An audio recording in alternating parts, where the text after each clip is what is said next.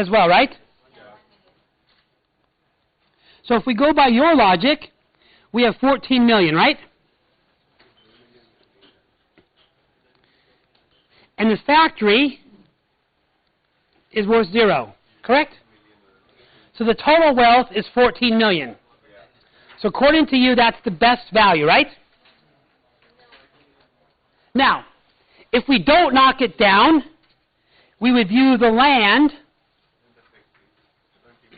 as 10 million, correct? And the factory as 10 million, and the total is 20 million. So if she were to tell you to knock the factory down, what would you do? You'd scream, right? You'd say, what are you thinking about?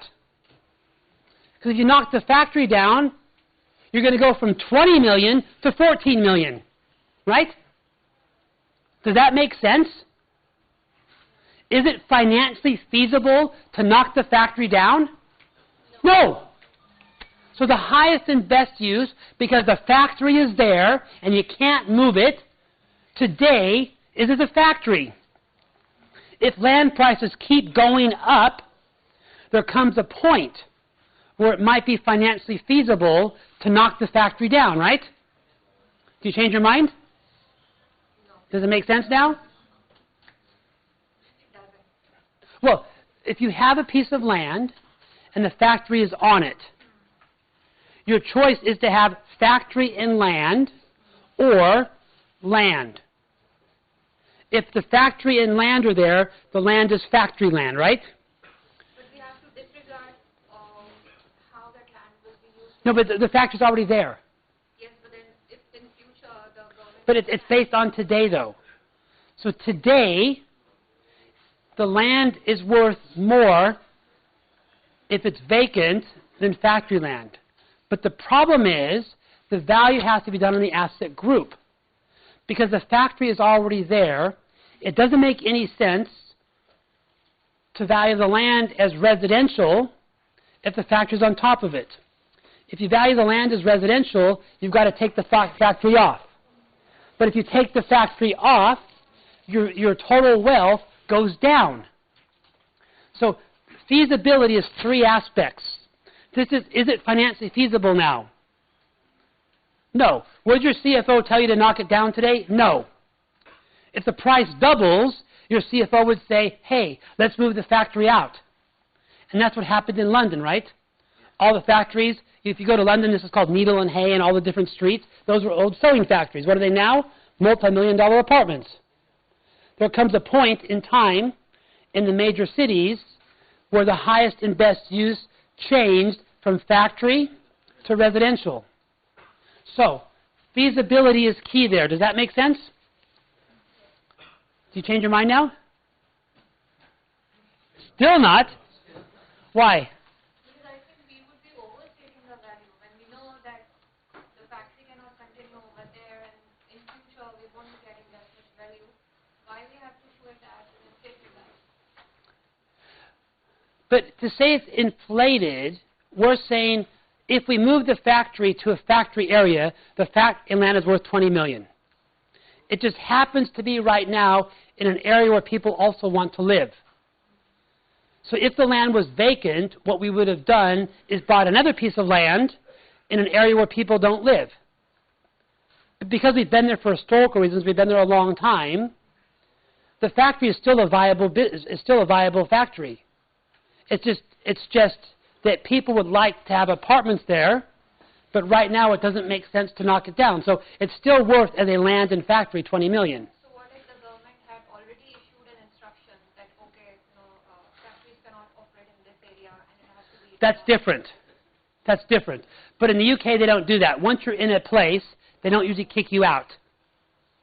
They're not, I don't know how your law works here, but in the US and the UK, they can't kick you out. They can stop you from building a new factory, but once you're there, the term we use is grandfathered. So once you're there, you're there. Now, if you're polluting and stuff, the government might come to you and say, listen, they might use eminent domain, and they might say, we want to buy you to move you. That's a different issue. But that's not in my question. I'm assuming you can keep going there, but it's not financially feasible right now to knock it down. Convinced you now? You're a tough one, huh? You're tough to convince, huh? Okay, and then when we talk about the markets, there are three markets, and this is kind of interesting. So the first market is basically talking about the principal market.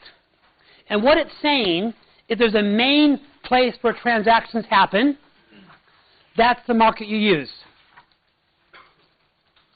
So if all of the cotton or all of the wheat sell on this particular commodity exchange, where the farmers go to offload their products, even though there might be a place to get a better price, if the majority of transactions happen in one place, that's the market. Then we have a concept of the most advantageous market. And the most advantageous market is saying, when you have choices, you pick the market that's going to be better. Now, is the most advantageous market the market with the highest price? Is the most advantageous market the market with the highest price?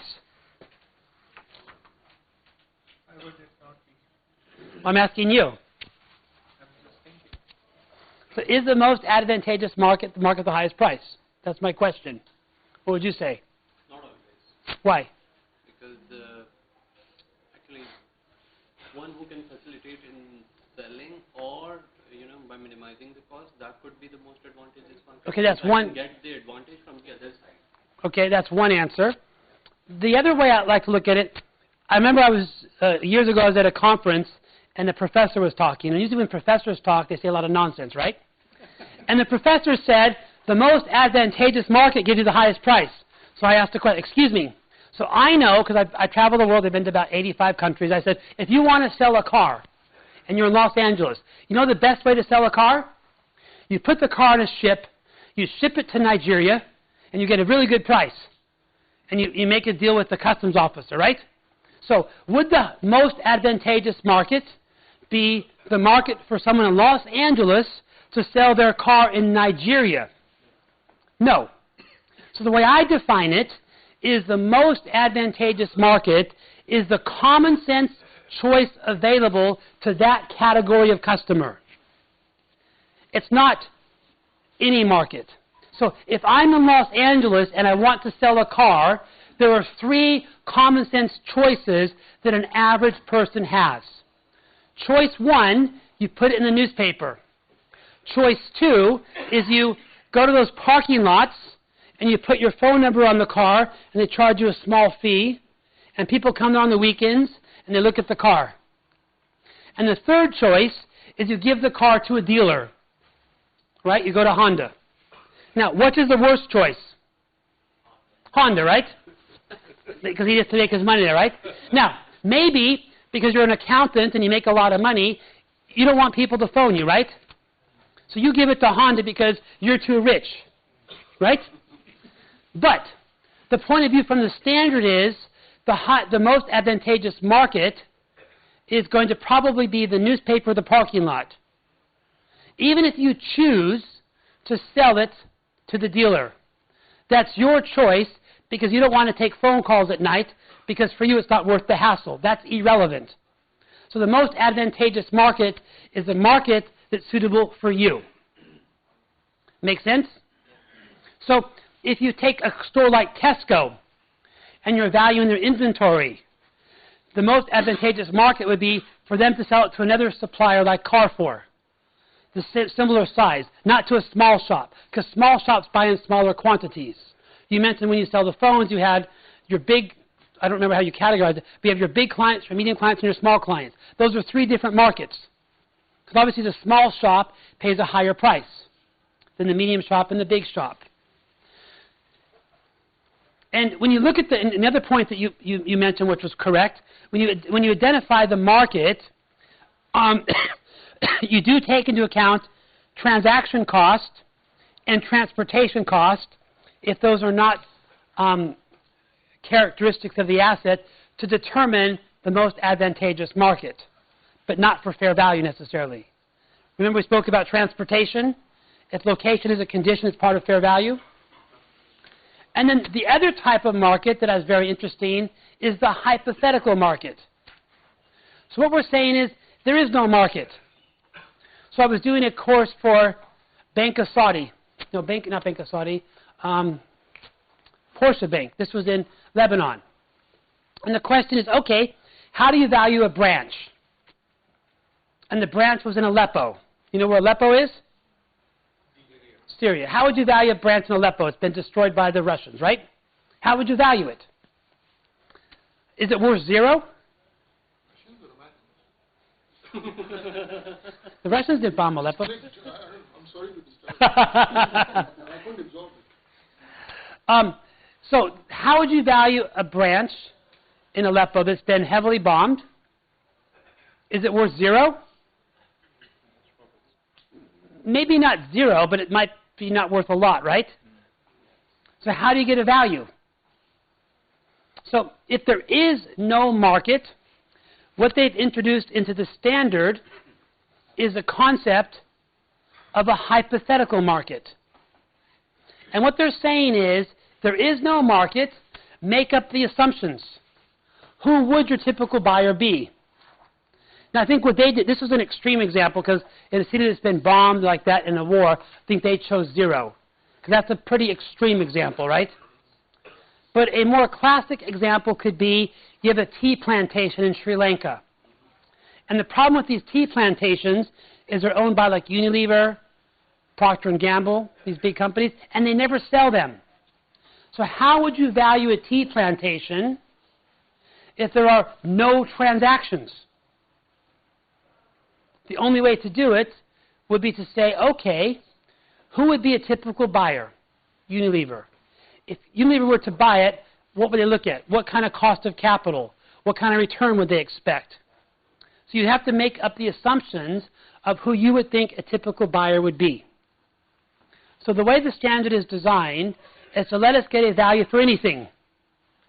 So we have hypothetical market is probably going to be, well, it could be level 2 or level 3, right? Because all that we're saying with level 2 or 3 is the inputs. Probably a hypothetical market would probably not be reliable. Because if it's hypothetical, it means there are no transactions to compare it to, and it'd be very difficult to come up with a model that is reliable if there are no transactions. Those are the 3 broad types of markets. Now, if you look at the next look at question 2 there for a second, on page 102.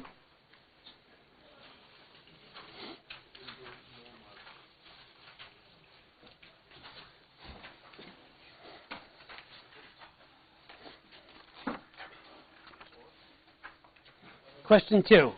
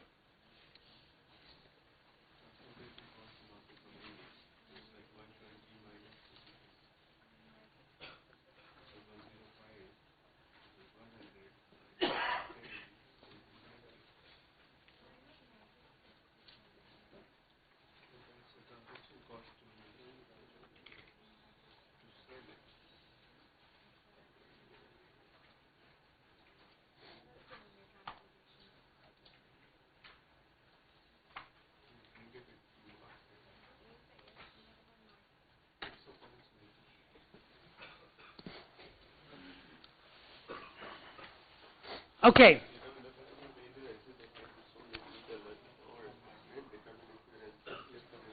Do you have an answer for this one? What's your answer for this one? I think the answer of the part A is 80 and part B Is part A 80?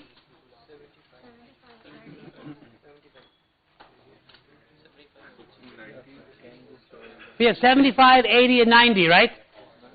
95. 100? What's your answer? Well, first of all, the most advantageous market is the market that gives you the best net price. So, concept of fair value is you take out transaction cost, right? So it's either going to be 95 or 90. So what would be